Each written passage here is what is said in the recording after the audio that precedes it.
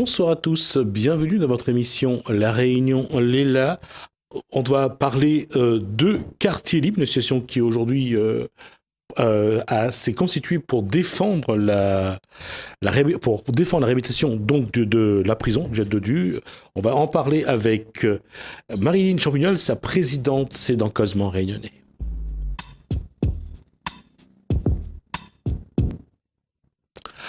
Bonsoir Marilyn Champignol. Bonsoir Gismi. Alors, là, j'allais dire, bon, on va, avant d'aller là-dessus, juste, il y a eu le 10 mai, et il y a eu ces deux conférences sur ce 10 mai. La question, c'est quoi de parler de quoi pendant ces conférences-là? Les conférences c'était surtout pour sensibiliser les personnes, on va dire, la population, sur l'histoire du patrimoine.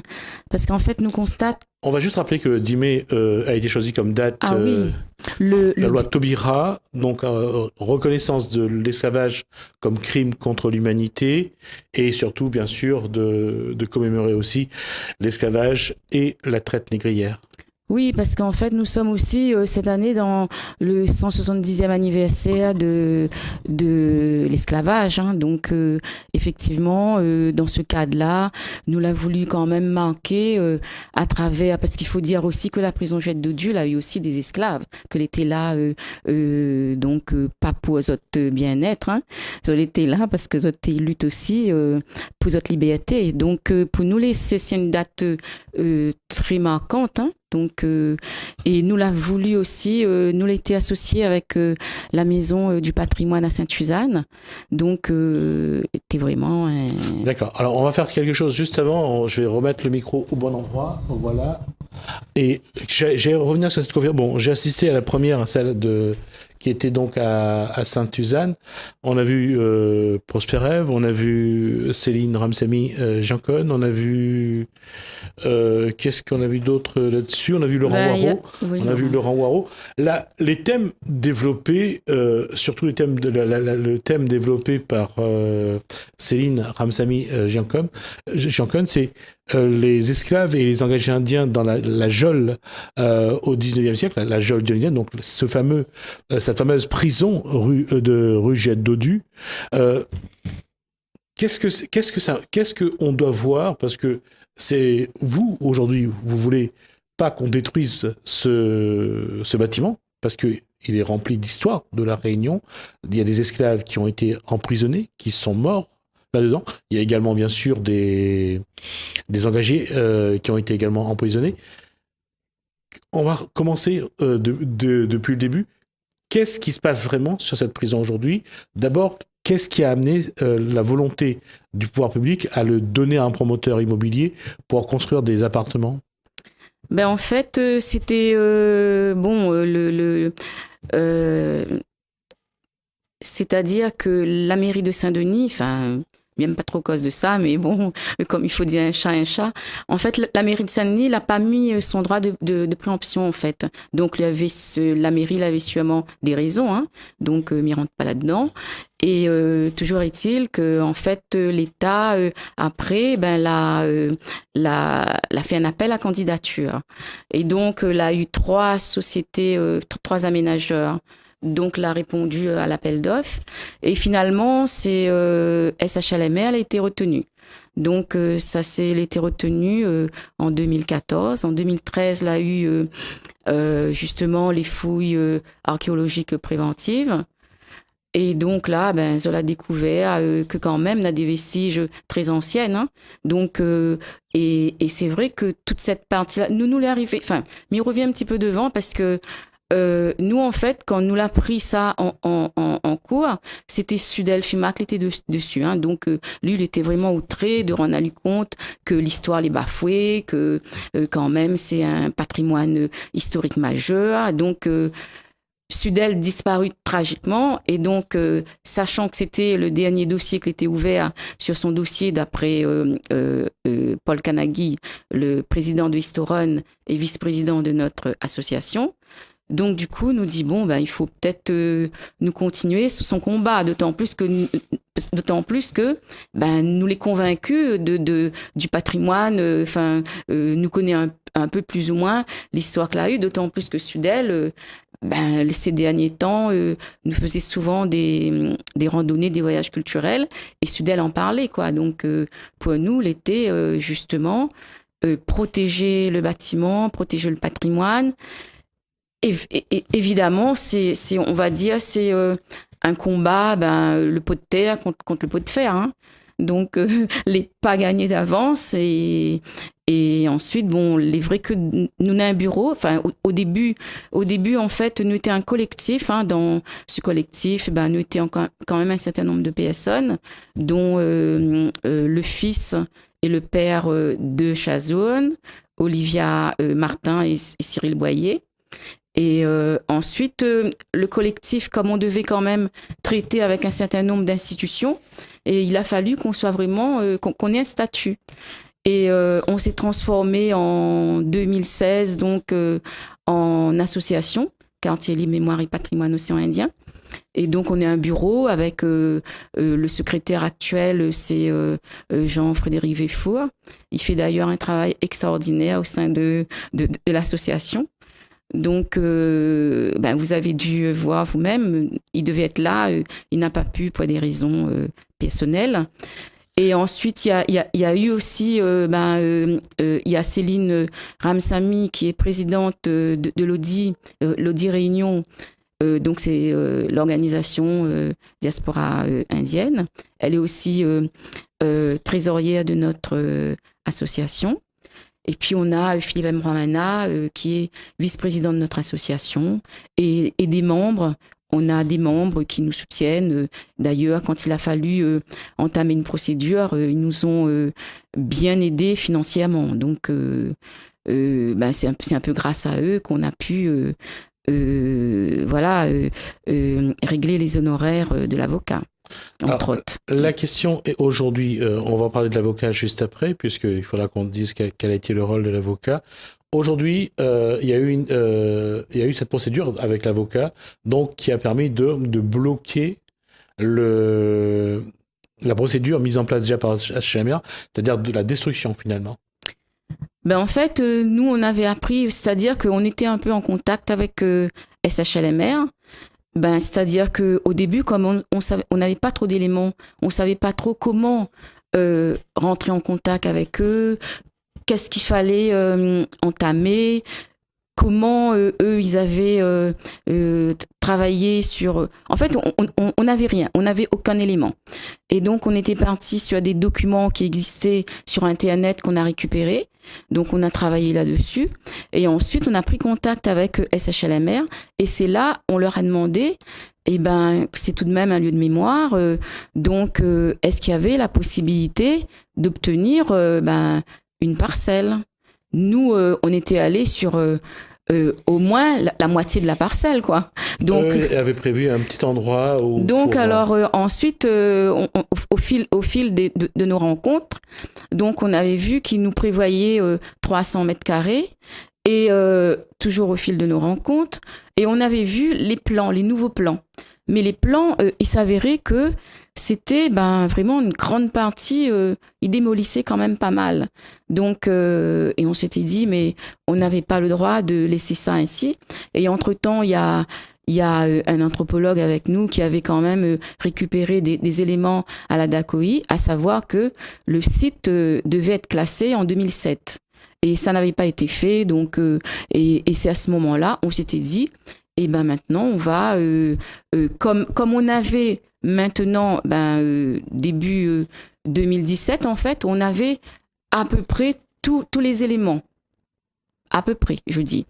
Et donc, à ce moment-là, on s'était dit qu'il va falloir qu'on se bagarre pour obtenir l'ensemble du patrimoine, et parce qu'on a pris vraiment la valeur du patrimoine. C'est là où on est allé aussi faire des recherches au niveau des archives départementales, de la bibliothèque universitaire, la bibliothèque départementale aussi. Donc, du coup, on a vu que c'était vraiment un site majeur, capital, pour aussi connaître notre histoire.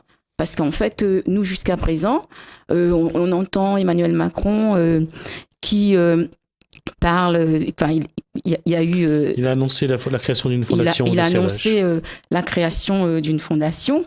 Et il parle aussi, enfin, il souligne fort bien que cette histoire, elle doit être connue, elle doit être, enfin, l'histoire de l'esclavage en tous les cas.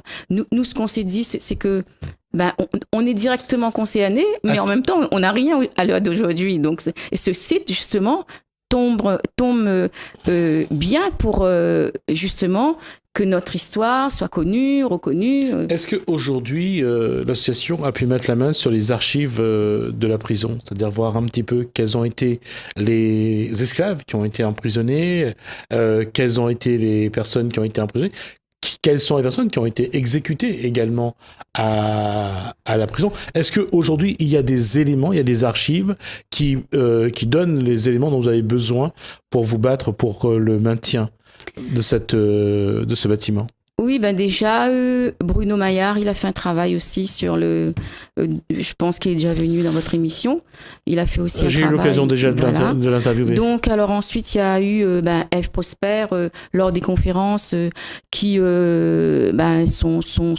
sa conférence est centrée sur la question de la peine de mort. Donc, il a fait un travail là-dessus. Il a des éléments.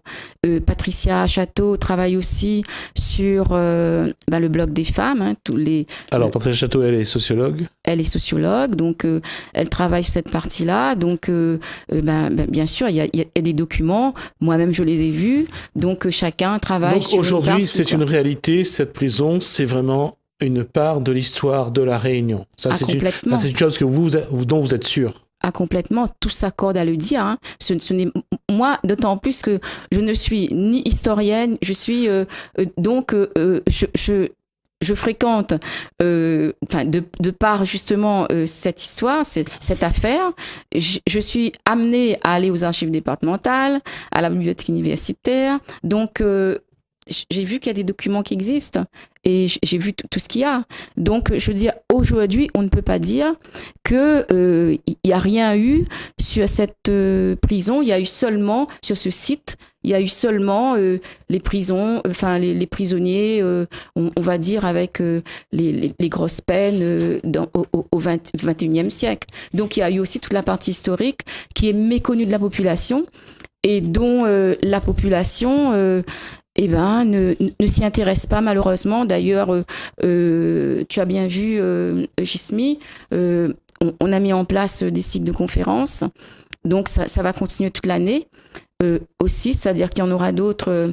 Je vais revenir sur ce que je voulais demander. Je vais revenir sur ce qu'on appelle les fouilles préventives, oui. En termes d'archéologie, bien sûr. Est-ce qu'on a des éléments de ces fouilles préventives? Qu'est-ce qu'on a trouvé dans les fouilles qui ont été menées sur le site de la prison de Chouadedou? Oui, alors je vais te dire exactement ce que disent les archéologues qui ont fait des fouilles. Enfin, j'ai cité exactement leurs propos, parce que c'est vrai que je n'ai pas envie de raccourcir ou de... Alors, ce qu'ils disent, eux, c'est que, effectivement, c'est qu'ils ont trouvé ils ont trouvé des objets, ils ont trouvé aussi des anciennes bâtisses, parce ce qu'il faut pas oublier, c'est que sur cette parcelle-là, il y avait aussi l'ancienne mairie de la ville de Saint-Denis, il y avait aussi le greffe du tribunal, il y avait aussi des anciens vestiges. Oui, parce que faut juste rappeler que cette prison a commencé à être construite à partir de 1700. En fait, alors pour cette prison, cette prison a été, construite. Elle a été construite. Enfin, on a commencé à construire un bout, je dirais. Donc, c'est-à-dire qu'il y a eu ce qu'on appelle le bloc des Noirs, la prison, qui était dans l'enceinte de l'ancien hôpital militaire. Donc, c'était en 1718. Hein. Donc, c'est pas loin. Donc, voilà. C'est bien ce que j'avais pensé avant. En 1718. Ouais.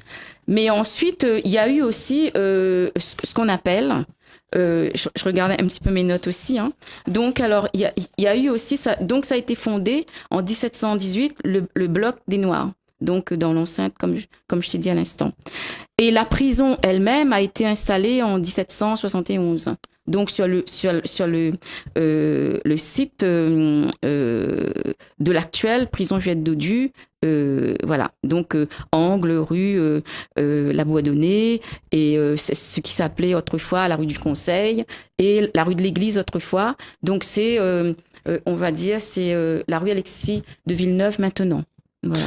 Alors, justement, de ces fouilles, quels éléments ont été sortis de terre qui ont permis de dire c'est un site qui doit être classé monument historique? Oui, alors donc ce que disent les archéologues de l'INRAP. L'INRAP, c'est l'Institut national de recherche archéologique préventive. Ce sont eux qui ont fait les fouilles préventives archéologiques en 2013. Et donc, je cite ce qu'ils disent, enfin dans leur conclusion. Cette opération a mis au jour des éléments de murs et de sol, vestiges d'un état plus ancien de la prison et remontant à l'origine de la ville de Saint-Denis. Donc, il y a des éléments du patrimoine archéologique qui remontent à l'époque, on va dire, du XVIIIe siècle. Donc, tout porte à croire que c'est un site patrimonial. Et d'ailleurs, même, ce sont ces éléments-là, notamment, qui ont été défendus par notre avocat en référé. Donc, parce qu'on ne peut pas dire que c'est pas un site patrimonial, etc. C'est le plus vieux, on va dire, c'est le plus vieux bâtiment. Donc, pour nous, c'est vraiment un patrimoine qu'il faudrait défendre avec toute l'histoire. D'accord, au même titre que le Lazaret. Alors, en fait, le Lazaret, c'est-à-dire que le Lazaret, comme l'expliquait lors des différentes conférences Laurent Waro, qui est donc archéologue aussi, qui est historien indépendant. Ouais. Et donc, lors de ces conférences, il expliquait qu'il y a une connexion entre le site patrimonial de l'ancienne geôle de Saint-Denis avec le Lazaret, avec la léproserie, avec l'Îlette à Guillaume, oui, c'est ce qu'il y avait, avec le boulevard de la Providence, parce qu'il ne faut pas oublier que là, il y avait aussi un bureau de marronnage et toutes les données partaient de ce bureau-là. Et aussi, il y a eu un greffe, il y a eu le greffe qui était là, le tribunal également. Donc voilà, c'est vraiment un ensemble administratif qui était présent au XVIIIe siècle. Surtout, c'était surtout des bâtiments qui permettaient de contrôler une population qui n'était peut-être pas très docile pour ceux qui en avaient besoin. Et même lorsqu'on parle de cette maison pour jeunes, pour cette maison disciplinaire, on voit bien qu'il y avait donc un besoin de contrôler et de sanctionner ceux qui n'étaient pas très dociles. Ma question, c'est que l'année dernière, je crois, il y a eu un appel d'offres de la SHLMR pour détruire le bâtiment. Et c'est là qu'il y a eu ce référé Oui, parce qu'en fait, on avait vu qu'ils avaient déjà lancé un appel d'offres dans la presse. Donc, comme je suis à l'affût des appels d'offres, donc j'ai vu qu'effectivement, ils avaient lancé un appel d'offres pour démolir, on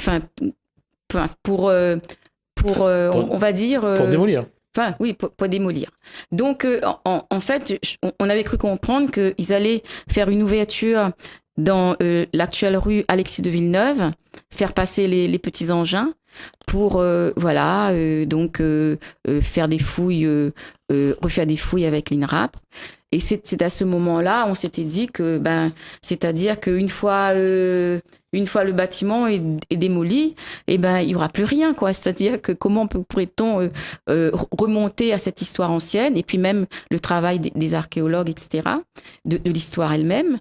Et c'est à ce moment-là, on s'était dit qu'on s'est rapproché de Maître Saubert. Et Maître Saubert a fait un travail remarquable, d'autant plus qu'il a fait un référé à l'amiable à la mairie de Saint-Denis. Donc, il n'y a eu aucun retour. Et du coup, il a fait une annulation du permis de démolir et un référé suspensif.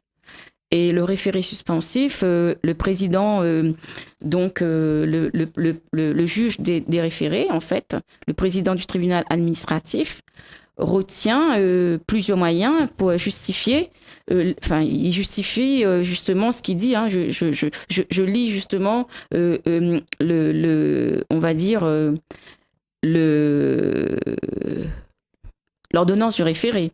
Donc en fait, ils disent qu'il retient le défaut de prise en compte des prescriptions de l'ABF. Donc, on va juste préciser que l'ABF, c'est... Alors, l'ABF, c'est le bâtiment de France. Hein.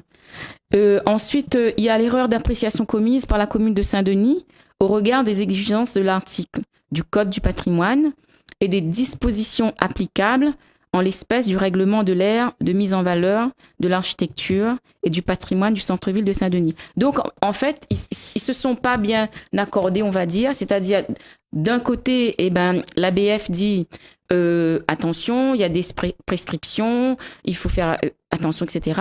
Et du coup, la mairie n'a pas tenu compte de ces prescriptions.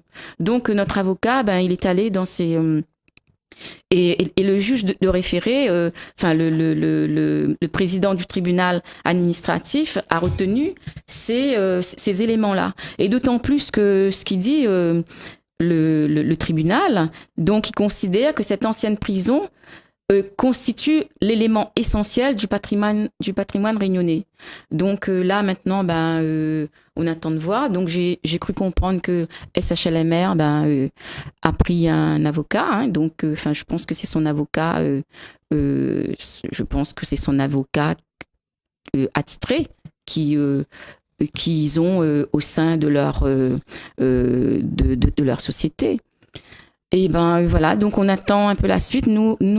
Quelle peut être la suite aujourd'hui? Parce que il y a une démarche, en tout cas il y a une mobilisation, on le voit.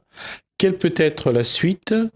Hormis, la mairie de Saint-Denis a attribué le marché donc d'aménagement à la CHLMR. La CHLMR a déjà un projet, pour l'instant, qui est suspendu au niveau de la démolition du bâtiment. Quelle peut être la suite pour l'association Quartier Libre? Moi, je pense qu'il faudrait revenir à à de la raison, je vais dire. Hein. Donc, il faudrait que tout le monde soit raisonnable, tout le monde se mette autour de la table et tout le monde dise, voilà, c'est vraiment un site patrimonial. Donc, on va essayer de travailler ensemble pour faire en sorte que ça soit un lieu de mémoire. Donc voilà. Pour moi, ça serait la suite logique de tout ce qu'il y a eu. Voilà. Est-ce qu'aujourd'hui, les Réunionnais sont fiers de savoir que leurs ancêtres ont été emprisonnés, ont été jugés, condamnés, parfois exécutés dans ce bâtiment-là? Qu'est-ce qu'il faut garder? Le fait qu'il y avait des injustices, ou le fait que cette prison, c'est aussi un bout de l'histoire de la Réunion? J'ai envie de dire que c'est l'histoire du peuplement de l'île. J'ai envie de dire ça. Parce qu'en fait, il faudrait que c'est cette histoire-là, j'ai envie de dire qu'il faudrait que chacun soit... amène une partie de... Comment dans les discussions, depuis que le débat a été ouvert sur cette prison, comment les gens réagissent? Les gens, comment dire? Alors, j'ai remonté un petit peu à l'éducation nationale. C'est-à-dire que notre histoire n'est pas enseignée déjà. Hein. Donc, ça, c'est une première chose. Alors, comme notre histoire n'est pas enseignée, comment veux-tu? C'est vrai qu'on nous enseigne l'histoire de France. C'est intéressant aussi, donc on ne va pas non plus l'occulter. Mais on a besoin aussi de connaître notre histoire. Parce que, tu sais, je crois qu'il y a un poète africain qui disait chaque vieillard qui meurt est une bibliothèque qui brûle.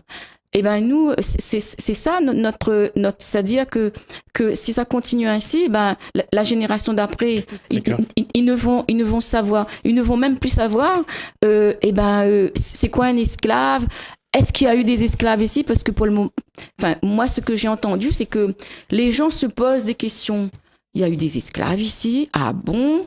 Donc, c'est une question qui est posée, ce qui sous-entend que l'histoire est vraiment méconnue de la population. C'est-à-dire, il y a eu aussi, comme disait Sudel, il y a eu l'esclavage. Ensuite, il y a eu l'engagisme, qui était pour lui similaire. L'engagisme était similaire à l'esclavage. Donc, il y a eu l'engagisme indien, chinois, comorien, malgache, rodriguais. Les rodriguais, ils ont été, on va dire, les seuls à vouloir dire nous, les conditions ne nous plaisent pas, et certains sont repartis. Voilà. Donc, ils ont sûrement eu raison. Et ensuite, comme tu as cité les cycles de conférences, il y a, c'est vrai que toutes les personnes qui interviennent, le thème sont directement reliés à cette prison, au milieu carcéral. Alors, on va s'arrêter là parce que je crois qu'on a dépassé le temps qui m'était imparti. Pour parler de ça, Marine Champignol, on reviendra là-dessus. De toute façon, on est dans l'année pour célébrer le 60e anniversaire d'abolition de l'esclavage. C'est aussi le 200e anniversaire de la naissance de Lecomte de Lille. Enfin, de pas mal de choses cette année, apparemment. On aura l'occasion de revenir là-dessus et de suivre ce dossier et de voir comment ça va évoluer, parce que pour l'instant, c'est quand même encore au niveau de la justice, et pour l'instant on n'a pas d'éléments. Oui, voilà, parce que moi je ne voudrais pas donner plus d'éléments qu'il en faut, d'autant plus que je pense que c'est la justice qui va, là comme je vous ai dit, j'attends d'avoir des éléments de notre avocat, et je ne veux pas, comme c'est un dossier qui est, voilà, donc je ne vais pas trop en dire. Voilà. Merci Marine Champignol. Je rappelle donc que vous êtes la présidente de l'association Quartier Libre, et vous avez rajouté ce qu'il y a derrière, c'est Quartier Libre et... Quartier Libre, mémoire et patrimoine océan Indien. Mais je peux peut-être dire au niveau des conférenciers qui... non, enfin peut-être... Oui, rapidement. Oui, alors rapidement. Donc les conférences continuent jusqu'à la fin de l'année. Donc il y a l'historien professeur Prosper Ève, Laurent Waro, historien indépendant, Charlotte Rabéchal, donc qui traite le sujet anthropologue de Madagascar. Elle traite surtout la civilisation. Vina Balgobin, donc c'est un éclairage toujours sur les prisons et emprisonnements à l'île Maurice, un éclairage qui est important à faire une comparaison avec le travail de Céline Ramsamy Jancon, qui est doctorante. Et ensuite il y a Philippe Bessières et Jean-Philippe Jean-Marie qui fait un lien les enfants de la Creuse avec la prison. Donc c'est pour ça il faut venir écouter un peu ce que disent toutes ces personnes. Il y aura aussi Patricia Château, elle n'est pas intervenue, elle interviendra très prochainement. J'en oublie peut-être, Patrice Payette aussi. On aura l'occasion de revenir là-dessus. Je vous réinvite de toute façon. Merci. Marine Champignol, merci pour toutes ces informations. Merci. On va continuer sur la transmission du patrimoine. C'est aujourd'hui la pierre angulaire de la construction, bien sûr, de l'identité réunionnaise. La jeune génération s'y intéresse de plus en plus. Elle s'approprie peu à peu son histoire. C'est le cas de la jeune Erika Testan, qui a rédigé une revue sur le moringue. Juste après, on aura le Kosaïdi dans notre commune. Comment il vous explique votre passion pour le moringue? En fait, c'est une passion, mais c'est plus comme une tradition, on va dire. Parce que mon papa était dans le moringue, mon tonton est dans le moringue, mon arrière-grand-père est dans le moringue, mon soeur, ma bonne cousine. Du coup, pour moi, il n'a pas paru évident. Mais après, c'est pas comme tout le monde dit, oui, maman a fait moringue, vous faites moringue. C'est pas ça, c'est de moi-même, m'a vu, m'a aimé, m'a voulu faire, et voilà, aujourd'hui, là. Quoi vous aimez vraiment dans le moringue? Moi, c'est même le plus dans le moringue, c'est surtout son histoire. Parce que le moringue a une jolie histoire, c'est surtout ces bonnes esclaves là. Utilise ça pour libérer à nous, c'est un mélange de toutes les cultures en même temps. Et voilà. Et dans cette histoire-là, dans l'histoire de l'esclavage, quoi vous la trouvez qui fait vraiment l'histoire de la Réunion? Quel moment, vous l'avez vu de l'histoire, où qu'il faudrait que les jeunes, aujourd'hui, y arrivent à acquérir, à apprendre? Dans l'histoire, la Réunion n'a pas vraiment de moments précis où ça vraiment il faut savoir. C'est toute l'histoire en lui-même, depuis son création jusqu'à aujourd'hui. L'histoire est passionnante, il continue à avancer. Toujours, c'est passionnant. Quoi a donné l'idée de créer une revue? En fait, je m'en fais ça parce que dans mon règne, je disais, moi, il faut mettre les gros cœurs. Du coup, comme on a vu, Maloya, elle a fait un BD. Elle a dit, mon règne aussi, il représente la Réunion, donc pourquoi Maloya et pourquoi pas mon règne? Papa l'a dit, elle a dit, au courrier m'écrire, écrire de BD sur mon règne, il va courir. Et là-dessus, quoi vous l'avez essayé de dire dans ce livre? Déjà, le premier idée m'a voulu faire passer, c'est que peu importe tout l'âge, parce que maman écrit vraiment avec 13 ans, que peu importe l'âge maintenant, il n'est pas impossible pour eux de réaliser ce que vraiment on fait, réaliser de tout bon rêve, comme dirait les trois. Et après, c'est vraiment la pédagogie, parce que papa a tout peut apprendre mon règne, papa a tout, de mon peut déplacer ça pour apprendre à haut. Du coup, avec le livre, même si on ne fait pas mon règne, facilement on peut apprendre notre monde fait et à nous-mêmes apprendre. Comment on voudrait que le public il regarde d'abord le livre? Déjà par envie. Faut vraiment dans l'envie de lire un livre comme ça pour connaître l'histoire, pour apprendre, pour après par la suite aussi peut-être inscrire dans un autre club. Déjà c'est ça le premier envie de mon livre aussi. Et comment on voudrait que le public il regarde le Moraigne aujourd'hui? Comment on veut que le peuple réunionnais il regarde le Moraigne? L'état de Moraigne dit, Moraigne est joli, Moraigne il vole en l'air, Moraigne il tape, c'est pas vraiment l'idée que nous veut faire passer. Nous, ce que nous voulons voir, c'est vraiment le côté, nos ancêtres là passent par là, nos ancêtres là fait ça, et nous, nous rendons un hommage en faisant tout ça. C'est comme ça pour moi, le monde devrait regarder Moraigne, comme un hommage aux ancêtres. Quel message vous aurez à dire sur le Moraigne aux autres?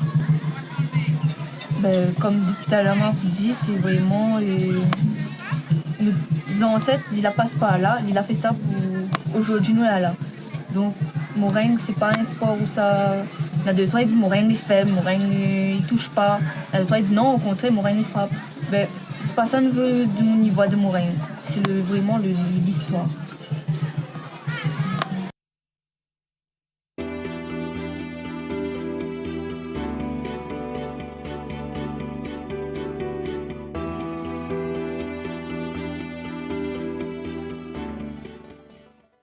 Saint-Denis, la ville vous propose une séance d'aérobic en plein air le 25 mai de 18h à 19h sur l'esplanade Antoine-Série de Champfleury. Gratuit et ouvert à tous. Info 0262 20 39 00. Sainte-Marie, vous êtes conviés à un atelier plaisir équilibré le 31 mai de 8h à midi au Case des Gaspard. Info 0262 721 011. La Plaine des Palmistes, la ville vous invite à la traditionnelle fête des Goyaviers du 1er au 3 juin. Saint-Denis, le Salon des Seigneurs Réunion organise sa 3e édition 3 jours pour se vitaminer la vie du 1er au 3 juin de 9h à 18h à la Nordelle. Saint-Pierre, vous êtes conviés à la 15e édition du Sakifo 2018 du 1er au 3 juin à Saint-Pierre. Saint-Denis, la ville vous propose une séance d'aérobic en plein air le 8 juin de 18h à 19h sur l'esplanade Antoine-Série de Champfleury, gratuit et ouvert à tous. Info 0262 29 30 00. Salazie, la commune vous accueille comme chaque année à la 15e édition de la fête du chouchou du 8 au 10 juin à partir de 10h à Elbourg. Saint-Denis, la ville organise une journée de consultation gratuite d'un avocat ou d'un hôtel le 9 juin de 9h à midi à la salle polyvalente de l'hôtel de ville, rue Pasteur. Saint-Leu, vous êtes conviés à la 3e édition du Festilano le 9 juin au musée Stella Matutina. Saint-Denis, vous êtes invité au marché pays le 9 juin de 6h30 à 12h30 à l'espace Rédelé bas de la rivière. Venez nombreux découvrir les produits locaux du producteur au consommateur.